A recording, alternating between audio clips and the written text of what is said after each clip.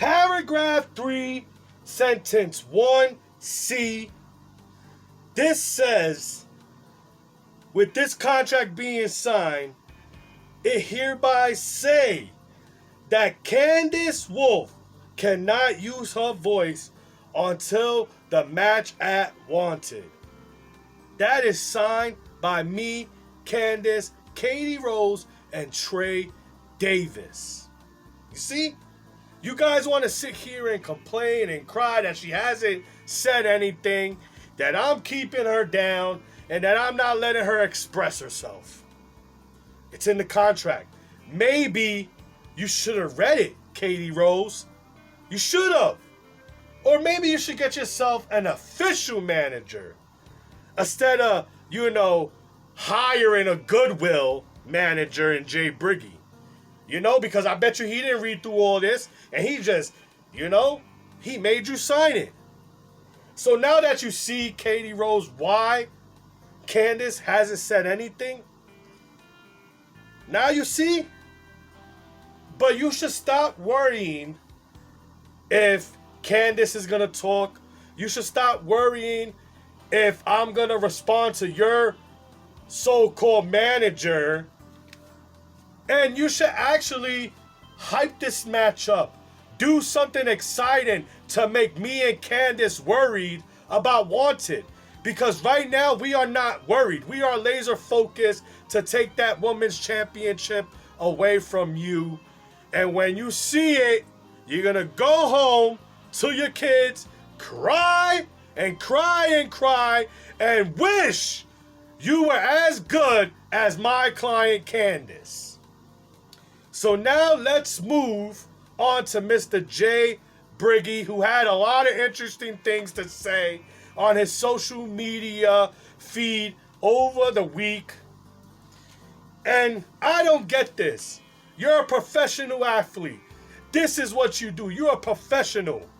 But the best you got are little jabs and making fun of me and trying to make fun of my weight and trying to make fun of this beautiful face.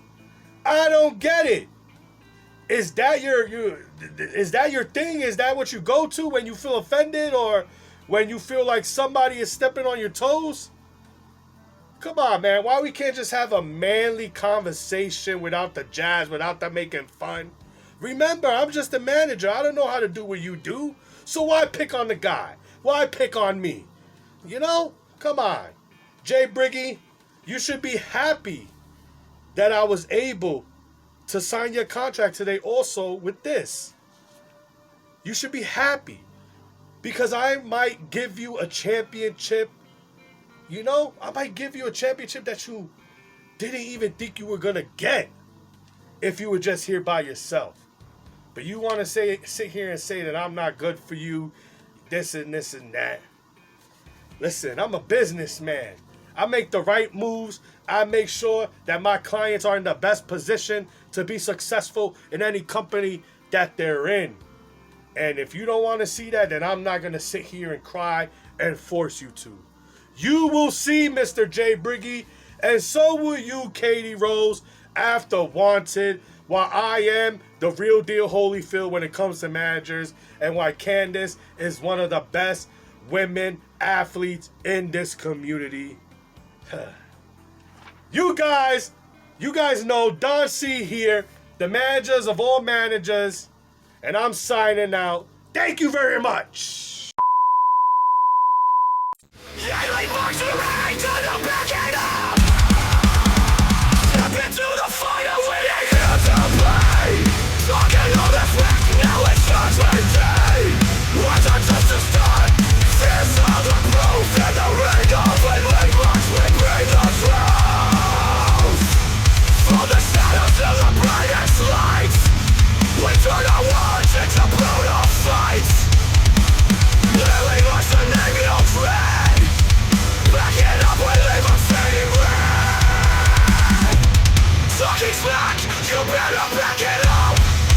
Talking slack, time to back it up, back it up, back it up, everyone is still the late ones are afraid for a fear.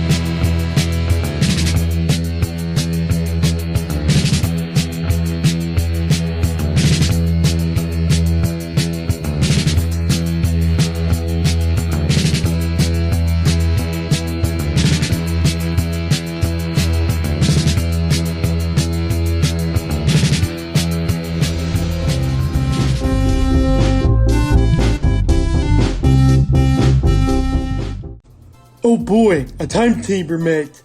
That sounds fun. Who do we got? Oh, we got an emo kid who vapes all the time. That doesn't sound fun at all to eat.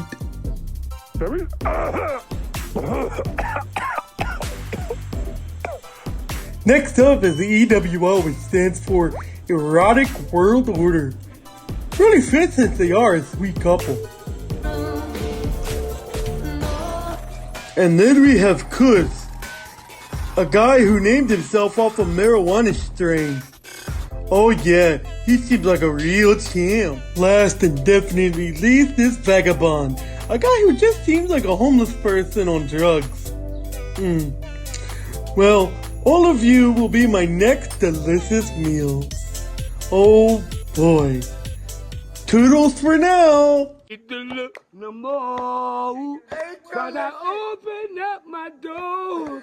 You never, baby, you will never. Started with the kick in the punch, a claw in the face, and I was hearing the phrase.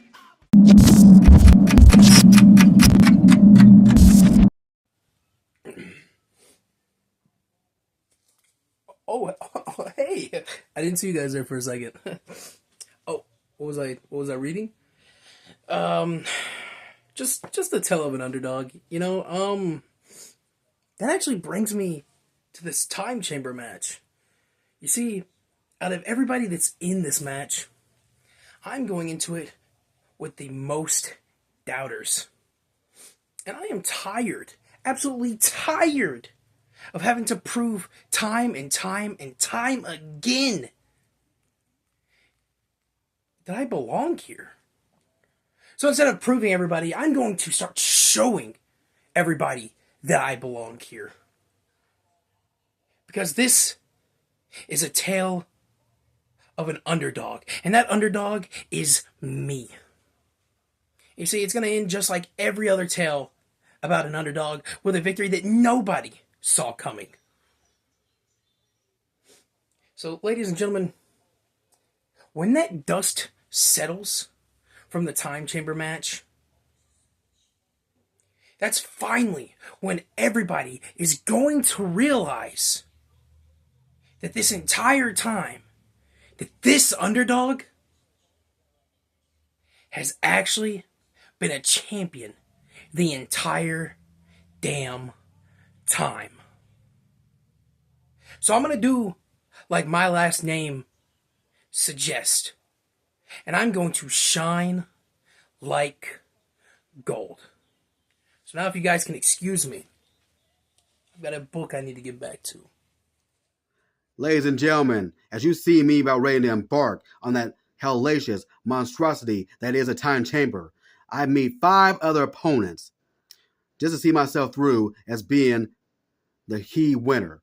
Some of them I already have a history with, others I have yet to make some. Let me start with the ones I do know very well, and that is with you, Mass Gold. Now see, you got a name, a nickname that's like some kind of second-rate, half-assed anime spastic villain who never made it, who never got to one-up his arch nemesis. Now, I'm the arch nemesis to your spastic second-rate Tamu villain because you never had a victory over me. No matter if it's singles or just now with a tag team game, I've always raised my hand in victory over your carcass. And I'm going to do the exact same thing along with your stablemate and your partner in that matchup in Vane. Vane, you really got nothing to really be vain about other than being the guy who keep on losing to me over and over and over when it comes to the old E-Fed world. And I'm going to prove to you once and for all that I will be your ever superior when it comes to that hellacious monstrosity. Because I'm going to knock both of y'all out one by one and make sure that y'all are reminded just how much better, just how much I want this more than y'all ever could say. And along with my new opponents and the Loyal Lion. Now, I like a lion. I like his ferocity. I like it being king of the jungle, which is something you are not going to be inside that time chamber. Because I'm going to make sure you know that I'm the bigger beast, man, inside this jungle. And you are going to get knocked for a loop. And I'm going to have you hearing bells by the time I pin your ass to the mat 1, 2, 3. And then you got the old Baba Yaga the messiah of promos himself, old vagabond. I'm gonna show you, man, no matter how much shit you talk, I'm gonna knock the ever living piss out of you to where you can't say anything at all except for eating the defeat at my hands. And then last but not least, but most certainly least to me, is old Dante Black, who sounds like an ugly redheaded stepchild when it comes to being any kind of a superstar. Now, see, I know you have a way with words, but really, that don't mean nothing to me to your nonsensical, utter bullshit that you spew on a daily basis when it comes to your promo game. Because I'm going to talk the talk, and unlike you, I'm going to walk the damn walk, and then walk in this size 13 boot right outside your ass. That's what I'm going to do every single last one of y'all, one by one, by one, by one, by damn one, and proving y'all once and for all that I am the guy that everybody needs to see be the victor. I'm the one that's the most hungry. I'm the one that's the most dangerous, and I will be the victor of this thing. And this man, this beast y'all won't cease, called Kush. See y'all motherfuckers out there.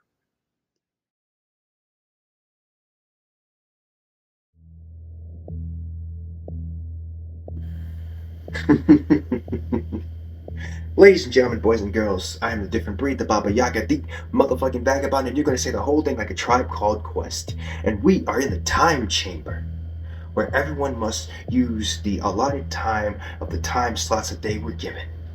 For some, they have to crunch it because 1 to 2 minutes is tough. But I made that look easy because look who won the Monster Rumble over everybody. Big names too, Rob Roman included, which makes me stand out and stand above the rest. Because I am simply a cut above the rest because they are not built like me. They can't talk like me, they can't walk like me. Because each and every time I get on screen, I always give the best. And my opponents, I make them look stupid, make them look like idiots. And then they try and play chess with me, realizing that they are no chess players. They only play checkers while I'm a master chess player. And then they realize that I'm already in their heads before the bell even rang. I mean, compared to everybody else, who's touching me in this? Nobody. Not even Dante Black. Because I know Dante is going to have the allotted time to talk. But the thing is, I know Dante is going to run out of material at some point. And then it becomes rambling. It becomes incoherent. It becomes nothing. The substance is lost. The value is lost. The train of thought is gone forever. That's what everybody has to deal with in this match. Like I said, nobody can touch me. On the mic, I'm unbeatable. The way my words flow out cuts through everyone like a hot knife through butter. Because this time chamber match belongs to me. It doesn't belong to anybody else. That's just going to be another notch on my belt, another victory for me, because everywhere else, all I do is win, win, win, win, and win. Nobody in this match can touch me.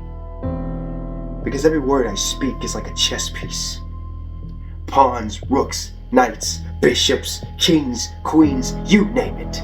I move them all accordingly. Because every action has a reaction. Every action has a consequence.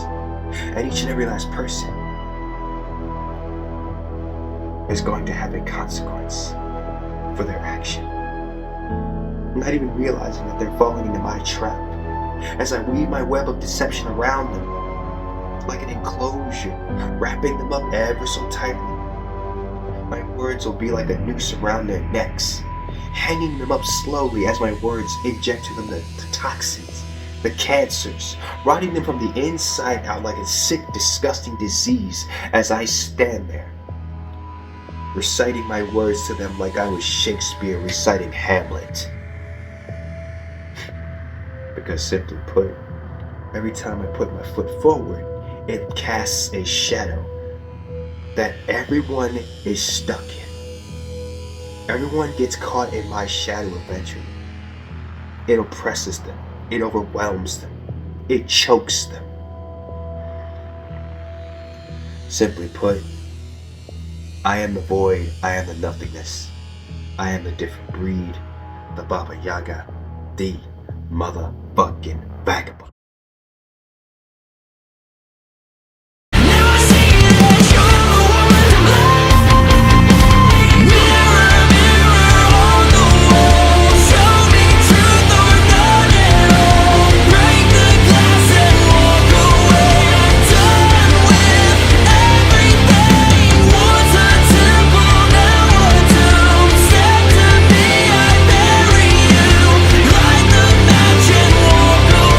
It's not about you. It's about S-M-E. Ladies and gentlemen, on this week's episode of Elite Marks, we enter the time capsule. Before we get down to the nitty-gritty of the time chamber, let me ask yourself a question. What is time? Is it something that flows by through the universe, through the stars? Is it something we create, or is it something that we can control, where we appear, where we pop up, the locations that we come from? That's what you find out today, because you may think I'm right here, but if you close your eyes, I'm completely somewhere else. It is what you create with your mind, what you see. Is it reality, or is it fiction? That is for you to decide. I mean, you decide the path you choose to go. You can either hop on that vehicle and go forward, or you can go backwards. You choose what place in time you have your future set. You choose at what place in time that you think you went to the past to have your greatest moments. It's all inside your mind exactly what you do with it. Some can do this with positivity, but some also think they do it with negativity. They think it leads them to something that's going to cause great momentum for them. But in the end, all it does is cause a path of destruction, a path of chaos for them to walk through every single second, knowing that if they tried to change what was happening, they changed the routine, it differentiated from the plan that they had set for them. And that is what time does for you when you choose to go forward and backwards, while I choose to progress every single step forwards. And while I'm cutting down trees, moving mountains, swimming across oceans, you're trapped in the weeds, trying to find a path clear. But it leads to only one simple thing your mind cannot understand, so it puts you in the clouds. And you stare up, thinking of exactly what can I do? Can I follow this terrain? Will it lead me to somewhere that actually matters? Or will this lead to a dead end? The circles that you travel, these circles you go around trying to find someplace will lead you to one objective. To lead you to the place that it needs you to be. See, every single one of you in this time chamber have to fight time itself when it was drawn on a dead even winner to give the perfect moment to tell a story that none of you can conjure up in your dull mind. 5 minutes is a gift to me. 5 minutes is a curse to the rest of you. Because you see, what stands in front of you is excellence personified. It is greatness. It is greatest. It is the future that is leading us into the next generation. But right in front of you is exactly what you need to see. Right in front of you is exactly what you need to hear. So open your ears and open your eyes. Take off the shades and let the sun blind you with the truth. Because what you think you know is nothing compared to what stares right back at you. And the thing about that perspective is you cannot see what is behind you. You can't see what's already in front of you, the trail, the journey that you have to take that's going to lead to a dead end, because you think it leads you to your moment to claim something great. You think it leads you to a moment of gratitude, to have pumpkin circumstances flying through the sky, to celebrate with everyone else, knowing that you did something that no one else could, but you couldn't stop the force that was in front of you. You tried. You gave every amount of efforts that you had, but in the end, there's only one thing that it did. It countered every single objective that you placed in your mind. It countered every single sense of the way that you thought this was going to go out. It was maneuvers that you couldn't keep up with, stratagems that you couldn't solve with the algorithms that you have in your impotent brain. But it all led to the very beginning. And right here, we're back at the very beginning where the story began, where your momentum you decided was going to scale like you're climbing up Mount Rushmore, where you tumbled and you fell straight into the dirt, knowing that every single one of you would never get past me, that every single one of you, throughout pitiful attempts, that every single one of you faded to black, that every single one of you decided to step up, decided to try, but you all failed. For in the end, you all should have known from the very beginning, time was never on your side. But you should have known that you couldn't get out alive.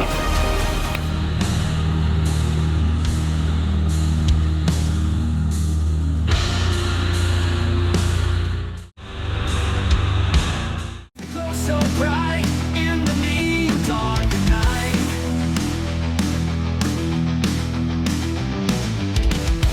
Running fast to dusk and dawn, chasing dreams where we belong.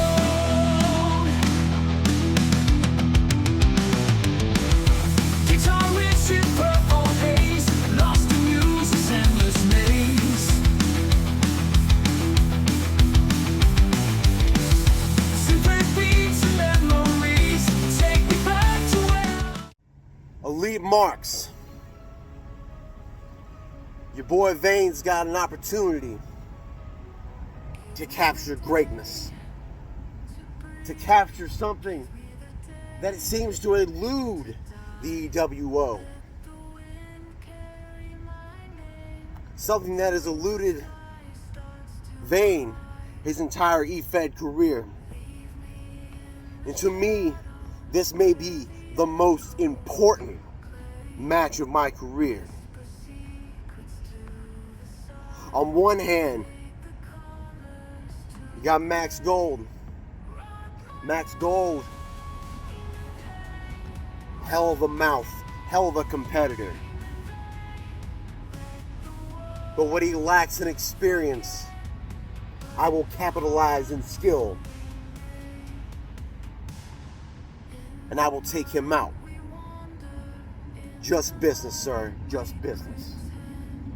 Dante Black, the manipulative, vile, twisted little devil.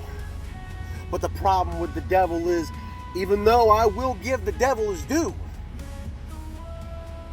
sometimes the tongue of the snake is just a little bit sharper.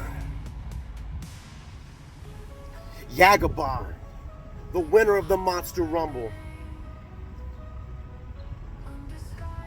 making a name for himself by completely dissecting every last one of his opponents, piece by piece. Whether he's doing it verbally or whether he's just tearing apart their psyche, that man knows what to do, and for that, I respect him.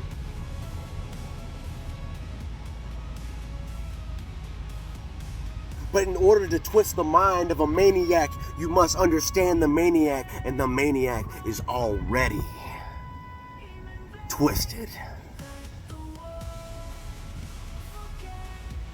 We're not going to the zoo, ladies and gentlemen. He's loyal as fuck. But don't ever underestimate the lion. The lion has defeated everyone.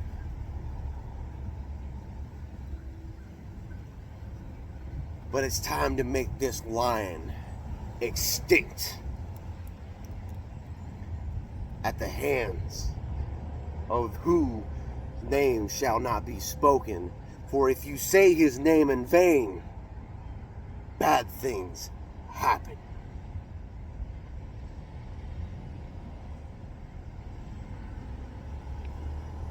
A man that has spent half of my career fighting, no matter where we go, and that is Kush. Kush, I have respect for you, sir.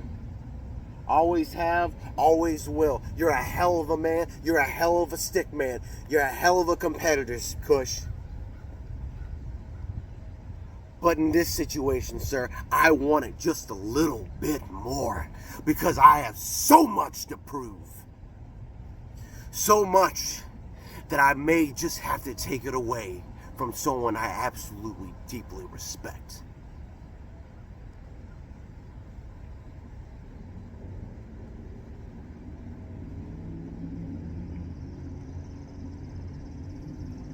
The thing is, ladies and gentlemen, Vane is ready. Vane is ready to take everything to the next level. And I'm not here just to do it selfishly. I'm not here to just take away opportunities from people just because I can. I'm taking them away because I need to know that Elite Marks will be in good hands moving forward into the future. Not to coin phrase Dusty Rhodes, but my hand is touching your hand. Everyone that has struggled from the bottom up, whether you're a rock star, not getting the opportunity to reach out and touch the audience the way that you should, to as much as I want to say it, as much as Hollywood Haywood has put into this business, to this craft, to this art, I'm doing it for you, Hollywood.